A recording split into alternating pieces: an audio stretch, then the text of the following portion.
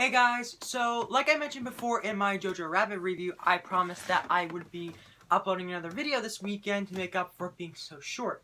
And, you know, with this new show that has definitely come out that has a lot of people talking, I think it's probably a good idea for me to discuss the first 2 episodes of The Mandalorian. Now, The Mandalorian is the very first ever live-action Star Wars series. It's an exclusive Disney Plus show. And this video not only marks the first time I'm officially talking about anything Star Wars related on this channel, but also the first time I'll be discussing a television series on this channel.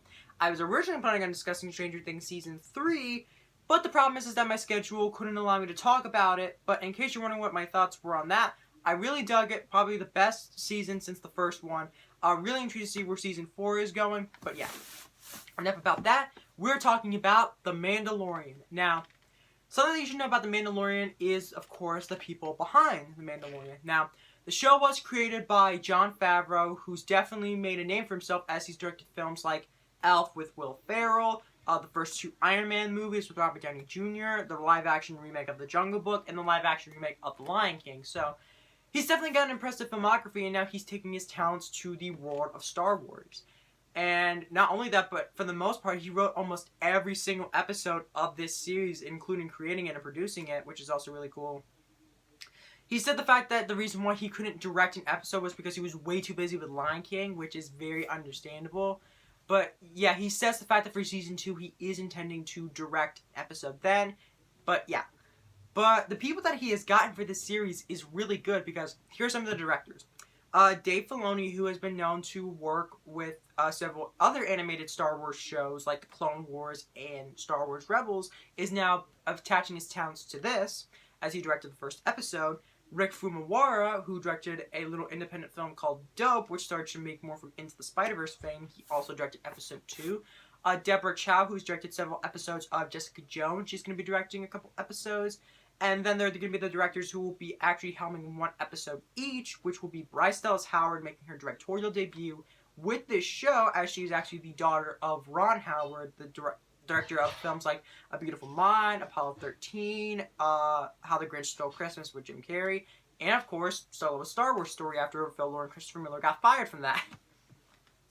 And then for the season finale, they got Taika Waititi to direct for it, which is very interesting because he also has a role early on in the series, but he might come back, I don't know, but we'll get more into that later. But yeah, and of course there's the cast, which is really good too. You got Pedro Pascal as the Mandalorian.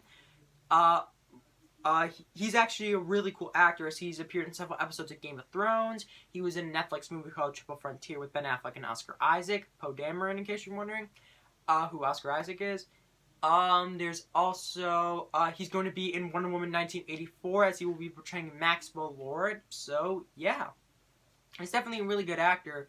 Then you have Gina Carano, who will be portraying I'm forgetting what her character's name is, but she will be portraying a former Rebel shock trooper, and she will be, joining the Mandalorian on his adventures. You have Carl Weathers as he plays Grief Kargan, who's the person who gives the Mandalorian his bounties, as the Mandalorian is, of course, part of a bounty hunter guild, as a part of the underworld of the galaxy. You also have Werner Herzog, who's a famous German filmmaker, and a lot of people probably know him as he was in an episode of Rick and Morty, specifically Interdimensional Cable 2. He plays the client who gives the Mandalorian his job and sets sort of the events of the series into motion.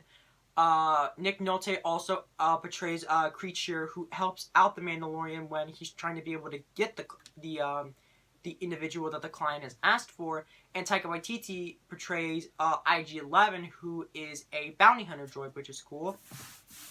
And some other cast members that have not shown up yet, like for example, Gina Carano has not showed up in the series yet. Ming-Na is also supposed to be portraying an assassin in the series as well, which is really cool.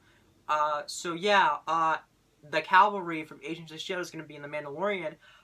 Surprisingly enough, Bill Burr is going to be in the series, even though he has stated that he does not get Star Wars. Like, he says the fact that it was, like, way past him for that, but yeah, he's somehow in this show, which is very interesting. And there's a lot more people that I could list off, but that's just to give you a general idea. But what is the plot or the premise of The Mandalorian? Well, the series is set 5 years after the events of Return of the Jedi. The galaxy is in a bit of disarray after the Empire has fallen, and especially the outer reaches of the galaxy and the underworld. And we follow a lone bounty hunter who is a Mandalorian as he's just trying to make ends meet, just trying to collect his bounties and make his money. But then one particular case takes a very interesting turn. So, yeah. This is obviously going to be discussing the first 2 episodes, so there will be spoilers. But just for my quick, spoiler-free thoughts, I really enjoy the series. I think it's probably the best thing that Disney has done with a Star Wars name. Don't hate all the things that Disney has done with the Star Wars name.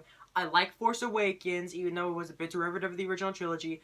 Overall, I did like The Last Jedi, even though there were a lot of parts of it that I didn't like, but we'll get to that when we get to that, because I am planning on doing a video about my sort of mini review when around time.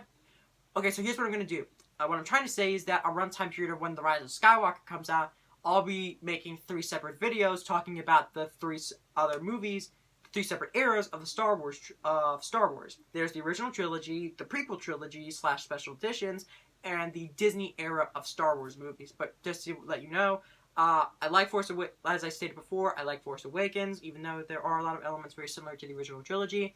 I like Last Jedi, even though there were a lot of elements that I very much disagreed with and did not like, but we'll get to that in a bit. And for Rogue One and Solo, I thought they were okay, didn't seem necessary, but for what they are, they're fine.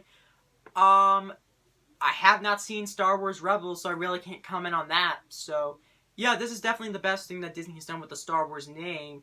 And I really love the way how it's able to invoke sort of the tone of the original trilogy, while also staying its own unique thing, which is also really cool. I'm very intrigued to see what the rest of the series is going to be like, and eventually I will do a full review talking about all 8 episodes when the final episode comes out on December 27th, so stay tuned later on in the year for that. So yeah, overall, I really like The Mandalorian. 2 thumbs up, 9 out of 10, would recommend. So, yeah. Now we move on to the spoiler section of the video, in which I talk about the one specific element that a lot of people have been talking about. So, when the Mandalorian eventually does get to where he's going, he is assisted by IG-11, who agrees to split the reward with him.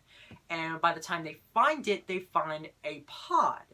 And they unlock the pod and reveal something interesting, because when the client was telling the Mandalorian about his target, he stated the fact that the target was around 50 years of age. But he also didn't tell him what the species was and what it looked like. When he opens the pod, we find a baby of the same species as Yoda. Yeah. This is officially the 3rd time we've ever seen the type of species that Yoda is, because there was one that ended up appearing in Phantom Menace. There was, of course, Yoda. And now the 3rd one is the little guy who to make things simpler, I'm just going to call him Baby Yoda for the rest of the video. But now we have Baby Yoda. And IG-11, his programming dictates the fact that he has to kill the target. But the Mandalorian, of course, not wanting that, ends up shooting IG-11 in the face and ends up having him, he ends up falling over, dead, because you see the blast wound, which the implication that you're seeing from the laser shot is that IG-11 actually did shoot the baby, but yeah, that didn't end up happening.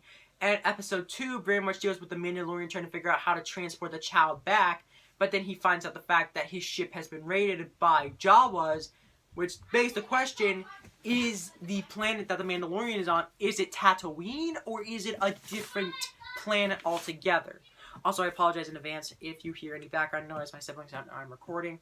But yeah, this definitely raises a lot of questions. And not only that, but in order to be able to get his parts back, the Mandalorian has to be able to fight this weird beast to get its egg.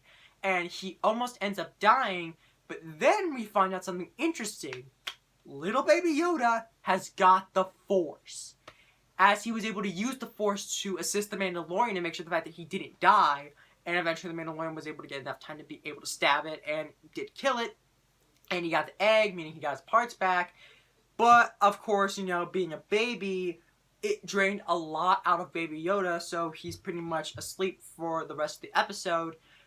But, yeah, this is very interesting. And I'm very intrigued to see where this storyline is going when it comes to Baby Yoda. And in fact, it even has different... the episodes are called stuff like Chapter 1, Chapter 2, etc. The first episode was just called Chapter 1. Chapter 2 has a subtitle. It's Chapter 2, no, not colon, those two dots, whatever they are. It's Chapter 2, The Child. So, yeah, this is very intriguing. So yeah, this has definitely got me hooked. I'm really excited to see what the next episodes of The Mandalorian are like. And so really, that's really about it. Thank you for watching my sort of thoughts, my general thoughts on the first 2 episodes of The Mandalorian. I will do one big review for when the entire series is finished and wrapped up. You won't see me do a week by week review of it. I will eventually wait for it all to come out at once, and then I will talk about it as a whole. Right now, I'm just giving you my general thoughts on it right now, and I really do enjoy it. So, yeah.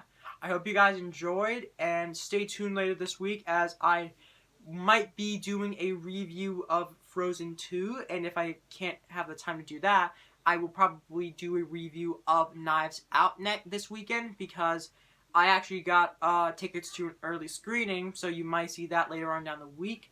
And, yeah, as always, stay gold.